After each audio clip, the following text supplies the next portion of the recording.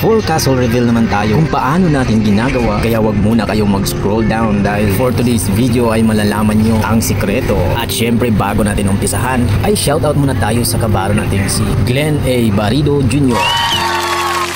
At naumpisahan ko na po itong ating mga beam para sa 4 castle bottom. Ang sikreto po kasi nito ay kailangan mong i-adjust yung size ng beam papuntang bulbous bow. At makikita naman sa video na merong mga maliliit na beam para yung bulbous bow ay saktong iyong makukuha at huwag lang siyang makuha sa iba.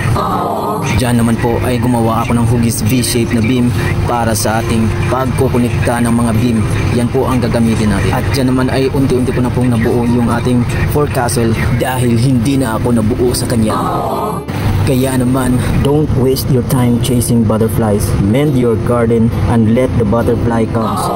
At dito na naman tayo sa bulbous bow. Diyan po ay nagguhit ako ng hugis bilog at nabuo ko rin ulit sa wakas yung sarili ko sa pag-iisa. At dito naman tayo sa skeletal ng ating 4 castle deck. Bali magkaiba pa rin yung kanilang mga size mula sa dulo hanggang sa huli ay hindi kayo.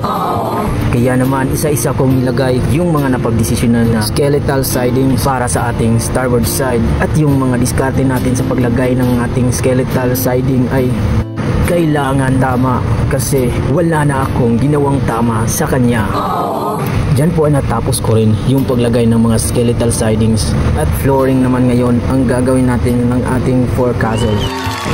Diyan naman po ay ginawaan ko ng top side yung skeletal ng sidings para magawa na natin yung 4 castle barracks. Dahil ginawa ka ng tanga, ginawa ka pang bobo sa lahat ng pagkakataong nahuli mo na pero pinatawad mo pa.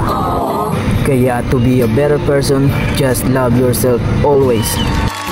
Yun lang ang masasabi ko. Kaya kung natapos nyo ang video ito ay sana na may suportahan nyo ang mga diskarte ni Janelle at mag-comment na rin kayo para sa ating susunod na video.